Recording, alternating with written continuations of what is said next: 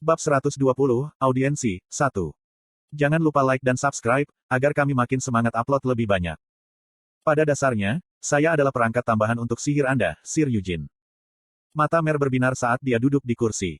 Saat ini, karena Eugene telah diberi formula kontrol, Mer tidak lagi terikat pada witchcraft, tetapi padanya. Oleh karena itu, Mer tidak bisa menggunakan berbagai mantra yang bisa dia gunakan saat dia terhubung dengan witchcraft. Jadi, Tuan Eugene, Anda lebih suka sihir spasial, kan? Sihir semacam itu membutuhkan perhitungan koordinat tingkat tinggi saat Anda menggunakan rumus. Tidak peduli seberapa pintar Anda, tidak akan mudah untuk menghitung koordinat spasial dengan sempurna sementara mana berfluktuasi. Petik 2. Bling memainkan peran penting dalam pertempuran magis. Tidak berlebihan untuk mengatakan bahwa kecepatan dan penggunaan Bling yang tepat menentukan pemenang dalam pertarungan sihir. Aku akan melakukan perhitungan seperti itu untukmu. Tentu saja, ada hal-hal lain yang bisa saya lakukan juga. Tuan Eugene, Anda saat ini dapat merekam dan memanfaatkan sihir lingkaran kelima menggunakan rumus api cincin, bukan? Itu benar. Dalam keadaan biasa, tidak mungkin menggunakan sihir milik lingkaran yang lebih tinggi dari level pengguna. Tapi kamu bisa menggunakan sihir hingga lingkaran ke-6, kan? Jika saya membantu Anda akan dapat menggunakan sihir 2 lingkaran lebih tinggi dari level Anda. Itu artinya sampai lingkaran ke-7. Tentu saja, saya hanya mengatakan ini tanpa melakukan analisis mendalam, dan itu tetap mengharuskan Anda untuk mengetahui teknik dan melakukan mantra. Tetap saja, itu akan jauh lebih mudah daripada melakukannya tanpa dukungan, Mer menyombongkan diri. Terutama jika kamu melemparkan berbagai jenis sihir pada saat yang sama dan ingin menyelaraskan mantra. Akan lebih baik bagimu untuk mencobanya sendiri, daripada aku yang menjelaskannya. Petik 2. Mer gerum berdarah saat dia turun dari kursi. Dia melihat sekeliling beberapa kali, lalu bergegas menuju Eugene. Buka, tolong mudah. Apakah kita harus masuk ke dalam dan melakukannya? Petik 2. Tuan Eugene, seperti yang Anda lihat, saya bukan familiar bertarung. Saya dapat diperbaiki ketika saya rusak, tapi tetap saja, saya tidak dibangun untuk pertarungan sihir langsung atau pertarungan tangan kosong. Petik 2. Mer cemberut dan mengibaskan jubah kegelapan. Aku hanyalah seorang familiar yang membantu sihir. Jika Anda memiliki masalah dengan itu, Anda dapat membangunkan saya tubuh tempur, Sir Eugene. Petik 2. Petik 2. Eugene menatap Mer sejenak. Tubuh tempur, ya, jadi pada dasarnya, Mer akan mengurus penggunaan sihir, dan dia meminta saya untuk tubuh yang cocok untuk pertempuran. Eugene memikirkan tentang tubuh berotot Gargit dan Avatar. Yah, tubuh berotot mereka cocok untuk pertempuran, oke. Jika dia meletakkan wajah Mer di atas tubuh yang robek itu. Eugene hampir muntah melihat gambaran mental yang menjijikkan itu. Dia mundur beberapa langkah sambil menutup mulutnya. Sambil mengepakkan jubahnya ke atas dan ke bawah, Mer mengerutkan kening dan bertanya, mengapa kamu tiba-tiba mengerutkan kening? Petik 2. Saya membayangkan sesuatu yang mengerikan. Petik 2. Itu acak. Bagaimanapun, tolong buka jubahmu. Petik 2. Seperti yang diminta Mer, Eugene mengangkat jubah kegelapan dan membiarkannya masuk. Tidak ada makhluk hidup yang bisa memasuki jubah itu, tapi itu tidak mempengaruhi Mer, yang merupakan familiar. Jenis sihir apa yang akan kamu gunakan? Petik 2. Bola api yang menghanguskan. Petik 2. Di lantai 8 Akron, ada aula panas terik. Keajaiban penyihir api paling kuat dalam sejarah Arot disimpan di sana. Bola api terik yang ingin digunakan Eugene sekarang adalah salah satu dari mantra ini, sepotong sihir lingkaran ke-7. Teknik itu ada di kepalanya. Dia juga tahu teorinya, dari mana harus memulai dan bagaimana membiarkan mana mengalir untuk melakukannya. Namun, dia tidak pernah benar-benar menggunakannya. Kekuatan dan dampak sihir lingkaran ke-7 mirip dengan bencana alam, jadi itu adalah sesuatu yang sangat sulit untuk dikendalikan. Mana berfluktuasi. Hanya menjulurkan kepalanya dari jubah, Mer menutup matanya saat teknik di kepala Eugene dibagikan padanya. Meskipun sihirnya 2 lingkaran lebih tinggi, mana mengalir dengan lancar karena kemampuan perhitungan bawaan Eugene dan keterampilan kontrol mana. Kemampuan kalkulasinya sudah cepat, tapi asis Mer mempersingkat waktu menjadi beberapa detik. Eugene terus bernyanyi. Wosh! Api kecil muncul di depan Eugene. Nyala api itu tidak terlalu mengesankan pada pandangan pertama, itu hanya gumpalan yang bahkan tidak bisa dianggap sebagai bola api. Namun, ketika muncul, suhu ruangan meroket. Fiuh! Mer menghela napas. Matanya berbinar saat dia menatap nyala api yang melayang di depan Eugene. Petik 2. Kami melakukannya. Petik 2. Mantra ini hampir menguras inti Eugene. Eugene fokus pada nyala api saat perlahan bergerak maju. Pergerakannya lambat, tetapi nyala api menjadi lebih besar secara eksponensial saat bergerak. Bola api terik adalah salah satu mantra bola api terkuat, kedua setelah api neraka. Nyala api hanya bergerak sedikit ke depan, tetapi sudah menjadi sangat besar sehingga hampir memenuhi setengah dari laboratorium, dan sekarang memancarkan panas yang terik. Kalau begitu selanjutnya, mari kita coba menyelaraskannya dengan jenis sihir yang berlawanan. Tuan Eugene, Anda juga tahu sihir Hall of Ichichil, kan? Petik 2. Tunggu, kata Eugene sambil menoleh. Dia merasakan kehadiran di sisi lain pintu laboratorium. Di balik pintu yang tertutup itu berdiri ketua penyihir pengadilan, Trempel Vizardo. Dia tidak terkejut ketika pintu terbuka dengan sendirinya, tetapi dia benar-benar bingung ketika dia melihat nyala api yang memenuhi laboratorium. Orang-orang di luar tidak bisa melihat apa yang terjadi di dalam, atau merasakan mana di laboratorium bawah tanah ini ketika pintunya ditutup. Karena itu, Trempel tidak tahu apa yang dilakukan Eugene ketika pintu ditutup. Rahangnya jatuh. Petik 2. Bola api yang membakar. Dari aula panas terik, lingkaran ketujuh. Sihir. Trempel tidak bisa mempercayainya, dan matanya gemetar karena terkejut. 5 Master Menara berada di lingkaran ke-8, dan begitu juga Trempel. Dalam seluruh sejarah sihir, tidak ada penyihir yang mencapai lingkaran ke-9 selain dari Siena Bijaksana. Tidak peduli generasi mana, mencapai lingkaran ke-8 sudah cukup untuk diakreditasi sebagai Archwizard. Ada satu perbedaan lingkaran antara lingkaran ke-7 dan lingkaran ke-8, dan celah itu memang benar-benar lebar. Tapi, jadi apa? Sejauh yang Trempel ketahui, Eugene baru berusia 20 tahun. Tidak ada satupun penyihir yang mencapai lingkaran ke-7 pada usia 20, tidak sekarang, tidak akan pernah. Bahkan di antara bangsawan Arot, yang terlahir sebagai penyihir, tidak ada satu orang pun yang telah mencapai lingkaran ke-7 pada usia ini. Lord Eugene, apa, bagaimana, tidak, kapan Anda mencapai lingkaran ke-7? Trempel bertanya, gemetar. Dia adalah seorang Archwizard, dan sejak dia masih muda, orang-orang menyebutnya jenius. Namun, bahkan dia baru berada di lingkaran ke-4 ketika dia berusia 20. Saya belum. Saya masih di lingkaran ke-5. Petik 2. Panas dari Scorching Flame Ball mendistorsi udara di sekitarnya. Eugene melambaikan tangannya dan menyebarkan bola api terik. Petik 2. Apakah kamu mengatakan, kamu adalah penyihir lingkaran ke-5? Lalu bagaimana kamu bisa menggunakan sihir yang 2 lingkaran lebih tinggi? Trempel terdiam saat matanya melebar. Setelah formula mantra tersebar, mana yang hancur tidak hilang, itu kembali ke Eugene. Semuanya jauh di luar pemahaman Trempel. Eugene mengucapkan mantra yang lebih tinggi dari lingkarannya. Tidak hanya sedikit lebih tinggi, tetapi 2 lingkaran lebih tinggi. Dan untuk mengambil mana tanpa pemborosan sambil menghilangkan sihir, apakah ini mungkin? Itu pasti tidak mungkin bagi Trempel. Dia berada di lingkaran ke-8, dan tidak pernah bisa menggunakan sihir lingkaran ke-9 terlepas dari seberapa keras dia mencoba atau metode apa yang dia gunakan. Selain itu, ketika seorang penyihir menghilangkan sihir mereka di tengah casting, mereka dapat mengambil beberapa mana yang digunakan, tetapi tidak mungkin untuk memulihkan sebagian besar seperti Eugene. Selain itu, dia melakukannya dengan sihir tingkat tinggi. Meraih kepalanya yang pusing, Trempel mundur beberapa langkah. Petik 1. Jika penyihir lingkaran ke-5 bisa menggunakan sihir lingkaran ke-7, bisakah penyihir itu disebut penyihir lingkaran ke-5? Bukankah lebih akurat untuk mengklasifikasikan lingkaran penyihir menurut sihir yang mereka gunakan? Petik 1. Halo.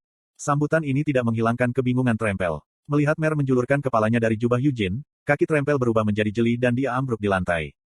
Petik 2. Hah. Tuan Trempel, saya mengerti keterkejutan Anda. Jangan khawatir, satu-satunya alasan Sir Eugene bisa menggunakan sihir lingkaran ke-7 adalah karena dia mendapat bantuan dari familiar Lady Siena, aku. Petik 2. Mer dengan sombong mengangkat dagunya tinggi-tinggi. Dia tidak bisa menggunakannya tanpa bantuanku. Aku keren, bukan? Petik 2. Petik 2. Apakah kamu di sini untuk audiensi? Eugene berbicara sambil menepuk kepala Mer yang bersenandung. Trempel terlambat sadar dan bangkit. Ya, Tuan Akene. Sidang Anda akan diadakan hari ini. Petik 2. Hari ini lebih cepat dari yang saya kira. Saya pikir itu akan memakan waktu beberapa hari lagi. Petik 2. Petik 2. Agendanya cukup serius. Petik 2. Awalnya, Trempel berencana untuk bertindak dengan sungguh-sungguh dan sewenang-wenang. Dia akan menggertak Eugene dan membawanya ke persidangan dengan baik dan lembut. Tetapi dia malah jatuh di pantatnya secara memalukan. Di mana sidangnya? Apakah akan diadakan di Istana Abram seperti biasa? Petik 2. Petik 2. Kami berencana untuk melakukannya, tetapi Master Menara Merah dengan keras menolak. Petik 2. Sambil mengerutkan kening, Trempel berjalan melewati lorong laboratorium. Seperti yang Anda ketahui, Lord Eugene, selain keluarga kerajaan dan penyihir istana, tidak ada yang bisa menggunakan sihir di Istana Abram. Pembatasan juga berlaku untuk Tower Masters. Petik 2. Ya, aku mendengarnya. Petik 2. Menurut Master Menara Merah, adalah salah untuk mengadakan sidang ketika Anda tidak melakukan dosa apapun dan bahkan lebih salah lagi untuk mengadakannya di Abram di mana sihir dilarang. Tuan Menara Merah, orang itu terlalu tidak percaya. Ini tidak seperti keluarga kerajaan dan penyihir Istana Arot akan menganiaya Anda menggunakan sidang sebagai kesempatan, kan? Petik 2. Saya tidak selalu melihatnya seperti itu, sebuah suara baru menyela. Udara di depan mereka terdistorsi dan kemudian berpisah saat Lovelian keluar dari sana. Aku hanya berpikir itu tidak masuk akal, Trempel. Saya percaya Anda adalah orang yang benar, dan keluarga kerajaan adil. Petik 2. Trempel mendengus. Murid saya, Sir Eugene, tidak melakukan kejahatan apapun. Jadi mengapa dia harus dipanggil ke sidang? Dan mengapa sidang diadakan di Abram, di mana para penyihir menjadi tidak berdaya? Petik 2. Hentikan, Lovelian. Bukankah lokasi sudah berubah dari Abram ke istana tambahan di danau luar karena penentangan kerasmu? Petik 2. Anda akan menahannya di pengadilan. Itu hanya berubah menjadi istana lampiran karena saya menentang gagasan itu. Petik 2. Ya ampun, kenapa kamu mengatakan hal-hal yang tidak perlu seperti itu? Tuan Eugene, jangan salah paham. Saya tidak setuju dengan sidang tersebut. Saya tidak suka ide itu, apakah itu dilakukan di Abram atau di pengadilan? Saya mengerti. Petik 2. Perdana Menteri terlalu keras kepala tentang hal itu. Seperti yang Anda ketahui dengan baik, Akasha adalah harta yang berarti bagi Arot dalam banyak hal. Petik 2. Konten iklan. Ini bukan harta Arot, ini harta Lady Sienna, bentak Lovelian sambil memelototi Trempel. Oh, sayang, mengapa Anda melampiaskannya pada saya? Apakah saya melakukannya? Hah, sial? Aku sudah merasa pahit tentang diriku, ketua penyihir pengadilan, menjadi pesuruh. Petik 2. Jangan terlalu marah. Itu berarti keluarga kerajaan Arot sangat mempercayaimu. Petik 2. Benar, itu benar. Petik 2. Kemarahan Trempel mereda dalam waktu singkat saat dia membelai janggutnya. 5 Master Menara, Kepala Guild Penyihir, dan Kepala Penyihir Pengadilan menghadiri sidang. Tidak berlebihan untuk menyebut ketujuh penyihir ini sebagai simbol Arot. Petik 2. Apakah Anda tahu apa yang saya lihat? Petik 2. Saat dia duduk, wajah Trempel berkerut. Lord Eugene melemparkan bola api terik dari lingkaran ketujuh. Petik 2. Petik 2. Apakah itu benar? Petik 2. Kepala Guild Penyihir, Edegard Giron membuka kedua matanya lebar-lebar dan menatap Trempel. Itu luar biasa, bukankah Eugene Leonhardt berusia 20 tahun? Bagaimana dia bisa mencapai lingkaran ketujuh? Petik 2. Petik 2. Dia memang mengatakan bahwa dia sebenarnya berada di lingkaran kelima. Bagaimana penyihir lingkaran kelima bisa menggunakan sihir lingkaran ketujuh? Bagaimana aku tahu? Trempel berseru dengan cemberut. Dengan mata gemetar, Edgard berbalik untuk menatap Lovelian, yang duduk di seberang. Namun, Lovelian tidak memberikan penjelasan apapun kepada Edgard. Dia hanya memperhatikan Eugene dengan ekspresi bangga di wajahnya. Kamu pasti merasa sangat tidak nyaman sekarang, Master Menara Putih, Melkith Elhaya, menyeringai ketika dia melihat Edgard. Bukankah kamu masih di lingkaran ketujuh? Anda harus 3 kali lebih tua dari anak itu. Petik 2. Petik 2. Hanya ada tembok tipis di depanku. Petik 2. Bukankah kamu juga mengatakan itu 5 tahun yang lalu? Anda gagal selama 5 tahun dan Anda masih gagal mencapai lingkaran ke-8. Tetapi ketika saya bertanya, Anda selalu berbicara tentang dinding tipis itu. Petik 2. Hanya dengan sedikit pencerahan, saya bisa melewati tembok itu. Tuan Menara Putih, jangan terlalu menghina saya. Apakah Anda membandingkan saya dengan anak kecil sekarang? Petik 2. Iya, itu sebenarnya bukan penghinaan, tapi, ya, aku membandingkanmu. Melkith terkikik dan bertepuk tangan. Rambut Edgar terangkat, dan dia siap untuk mengeluarkan segala macam kata-kata kutukan. Namun, dia tidak bisa benar-benar mengatakannya kepada Melkith. Wanita yang menyebalkan dan sembrono itu adalah Arquizard di lingkaran ke-8 dan satu-satunya pemanggil roh agung yang memiliki kontrak dengan 2 Raja Roh. Lingkaran ke-7, apakah Akasha memungkinkan? Master Menara Hijau, Generik Osman tampak paling ganas di antara 7 penyihir. Melihat Eugene yang sedang duduk di kursinya, Generik berkata, jika bukan karena Akasha, mustahil untuk mencapai lingkaran ke-7 pada usianya. Petik 2. Jangan menilai dia sesukamu, kata Lovelian. Tuan Eugene sudah tahu bagaimana menggunakan sihir dari lingkaran yang lebih tinggi sebelum dia menjadi Master Akasha. Petik 2. Anda berusaha sangat keras untuk membela murid Anda, Lovelian Sofis. Oh tunggu, apakah itu karena dia adalah putra hati singa, bukan karena dia adalah muridmu? Mata tajam Generik beralih ke Lovelian. Yah, itu bisa dimengerti. Anda melihat putra pertama yang bodoh di hadapannya, jadi siapa yang tidak akan terlihat lebih baik darinya? Tapi Anda bertindak terlalu jauh, Tuan Menara Merah. Akasha adalah harta karun Arot. Memikirkan bahwa hati singa mengambilnya, tidak, Kekaisaran Kill mengambilnya. Petik 2. Anda tidak berhak menghina Sir Edward. Energi merah bergejolak seperti badai di mata Lovelian. Dan, aku yakin kamu tidak marah hanya karena Sir Eugene mengambil Akasha, kan? Anda marah karena Anda sangat menginginkan Akasha untuk diri Anda sendiri, tetapi ia memilih orang lain sebagai tuannya. Petik 2. Petik 2. Itu adalah cinta yang luar biasa untuk muridmu. Anda tahu betul saya tidak akan pernah membiarkan komentar seperti itu meluncur begitu saja dengan senyuman, bukan? Ucap Generik. Tentu saja, sudah berapa lama kita saling mengenal? Setidaknya sudah 40 tahun. Saya tahu betapa Anda terobsesi dengan gelar Anda sebagai murid Sienna yang bijaksana, dan saya tahu bahwa Anda memandang rendah saya dan Menara Merah, berpikir hanya Menara Hijau adalah penerus yang sah dari Lady Sienna. Lovelian mendengus dan mengalihkan pandangannya dari Generik. Namun, Lady Sienna adalah Master Menara Hijau 300 tahun yang lalu. Bukankah konyol bagi Menara Hijau untuk terobsesi dengan hal itu dan membual tentang gelar penerus Lady Sienna yang diproklamirkan sendiri? Tidak peduli seberapa banyak Anda berdebat dan bersikeras, Akasha memilih Sir Eugene. Petik 2. Kamu Beastard. Tidak bisa menahan amarahnya lagi, Jenerik langsung bangkit dari tempat duduknya. Melkit bertepuk tangan dan bersorak seolah-olah dia telah menunggu saat yang tepat ini. Bertarung, bertarung. Master Menara Biru, Hiridus Yuzilen, mendecakkan lidahnya saat dia memelototi Melkit.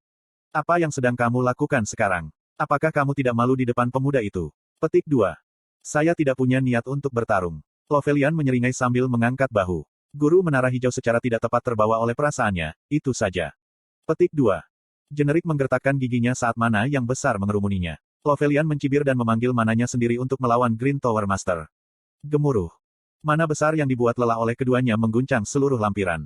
Dia lebih tangguh dari yang saya harapkan. Petik 1.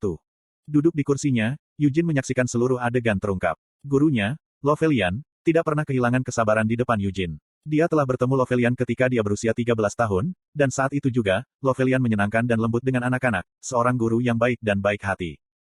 Meski begitu, bukan berarti dia lemah. Dia sangat ketat dengan penyihir Menara Merah. Jika mereka membuat satu kesalahan selama percobaan sihir, Lovelian tiba-tiba akan muncul dan menegur mereka dengan keras. Bahkan sekarang, Lovelian bertengkar dengan Jenerik tanpa membiarkan kata-kata Jenerik meluncur. Kenapa bajingan itu terus memperhatikanku? Itu tidak nyaman, pikir Eugene. Master Menara Hitam, Balzac Lutbet, juga menghadiri sidang ini. Lovelian dan Jenerik bertarung dengan mana tepat di bawah hidungnya, tetapi Balzac tidak memperhatikan dan hanya menatap Eugene. Putra Mahkota Honein telah tiba. Para penjaga di luar istana lampiran mengumumkan kedatangan Putra Mahkota. Mana di udara, yang menjadi lebih besar dan lebih besar, seolah-olah kedua penyihir itu akan saling melahap, mereda seketika. Semua penyihir, termasuk Eugene, bangkit dari tempat duduk mereka. Sejujurnya, saya tidak ingin menghadiri sidang ini. Honein Abram memasuki aula dengan senyum canggung. Itu hanya Tiff, kata Lovelian sambil membungkuk. Apakah Yang Mulia tidak hadir? Petik 2. Itu benar. Yang Mulia mengalokasikan masalah ini kepada saya dan Perdana Menteri, jawab Honein, berbalik untuk melihat pria tua yang mengikutinya. Terus terang, Yang Mulia tidak senang dengan masalah ini. Namun, masalahnya harus diperlakukan secara adil, sehingga keluarga kerajaan tidak bisa mengutamakan perasaan pribadi mereka. Selain itu, jika seorang raja secara pribadi menangani masalah ini, maka itu akan menempatkan Lord Eugene dalam posisi yang canggung. Petik 2. Apakah raja benar-benar perhatian? Eugene berpikir tanpa mengangkat kepalanya. Dia hanya tidak mau bertanggung jawab. Tentu saja, dia tidak bisa mengatakan itu dengan lantang di depan Honein. Angkat kepalamu, semuanya, dan silahkan duduk. Honein SD di kursi tengah. Pertama, saya ingin mengklarifikasi tujuan dari audiensi ini. Audiensi ini bukan tentang hubungan Arot dan Kill. Ini juga bukan tentang menganiaya klan Lionheart menggunakan kekuatan keluarga kerajaan, lanjut Honein sambil menatap Eugene. Klan Lionheart tidak boleh dianiaya, dan tidak ada alasan untuk melakukannya. Seperti yang dikatakan Master Menara Merah, Lord Eugene tidak melakukan kejahatan apapun. Petik 2. Petik 2. Yang Mulia, bisik Perdana Menteri yang duduk di sampingnya. Akron telah menyimpan Akasha selama 200 tahun. Akron adalah perpustakaan kerajaan Arot, dan segala sesuatu di Akron milik keluarga kerajaan Arot. Petik 2. Itu benar, lanjut Honein sambil mengangguk. Namun, itu tidak seperti Lord Eugene mencuri Akasha. Meskipun Akasha milik Arot tanpa batas, masternya adalah Sienna Bijaksana dan Tuan Eugene menyatakan bahwa Sienna Bijaksana secara pribadi menyerahkan Akasha kepada Eugene. Petik 2. Itulah tujuan sidang ini, untuk memeriksa keabsahan klaimnya, kata Perdana Menteri sambil menoleh ke Eugene.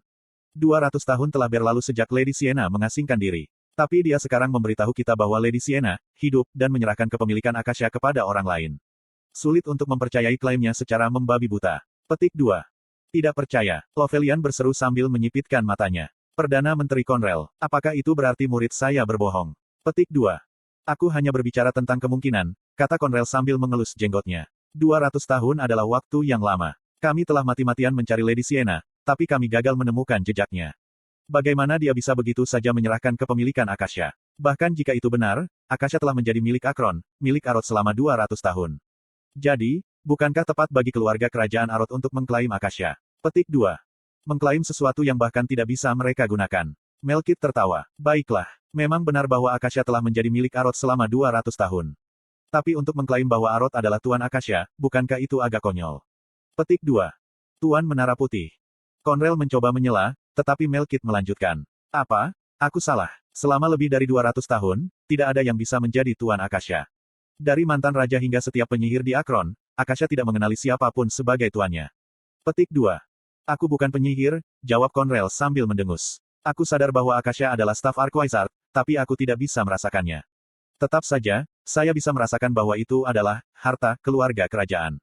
Segala sesuatu di Akron milik keluarga kerajaan. Tidak ada yang bisa menjadi pemilik Akasha, tetapi terlepas dari semua itu, Akasha milik keluarga kerajaan. Pertapa dari 200 tahun yang lalu merebut kembali kepemilikannya. Aku merasa itu tindakan yang sangat tidak tahu malu. Petik 2. Ketika Conrel mengatakan itu, Lovelian langsung bangkit dari tempat duduknya. Lovelian dengan tajam memelototi Conrel. Namun, Conrel tidak bergeming bahkan menghadapi mata tajam Lovelian. Jangan melotot padaku terlalu banyak. Saya melayani keluarga kerajaan dan saya bertanggung jawab atas urusan negara Arot. Wajar bagiku untuk bertindak untuk Arot. Petik 2. Bisakah aku mengatakan sesuatu juga? Setelah diam selama ini, Eugene berbicara. Silakan. Conrel mengangguk. Eugene berdiri saat dia diam-diam berdehem. Lady Sienna masih hidup. Menatap Conrel, dia melanjutkan, dan dia berkata kepadaku bahwa dia akan kembali ke Arot dan menghancurkan seluruh negeri. Petik 2. Petik 2. Apa? Petik 2. Aku bersumpah pada manaku bahwa semua yang aku katakan barusan adalah benar. Lady Sienna tidak hanya hidup, tetapi juga marah dengan Arot. Petik 2. Honein menjatuhkan rahangnya. Saya tidak yakin bagaimana dia akan melampiaskan amarahnya. Sejauh yang saya tahu, Istana Abram adalah hadiah dari Lady Sienna. Danau yang mengelilingi istana juga dibuat oleh Lady Sienna. Bukankah lingkaran segel iblis istana juga karya Lady Sienna? Jadi, dia mungkin menenggelamkan seluruh istana. Petik 2. Petik 2. Atau, dia mungkin menuangkan hujan meteor ke istana. Tapi itu bukan urusanku. Setelah itu, Eugene duduk di kursinya. Tuan Lovelian. Petik 2. Iya, Lovelian tersentak. Saya akan menyampaikan kabar baik tentang Anda kepada Lady Sienna sehingga Anda dan Menara Sihir Merah tidak akan menderita kerusakan apapun. Petik 2. Apa yang harus Lovelian katakan tentang itu? Dia membuka mulutnya untuk menjawab beberapa kali, tetapi akhirnya hanya mengangguk. Petik 2. Terima kasih. Petik 2.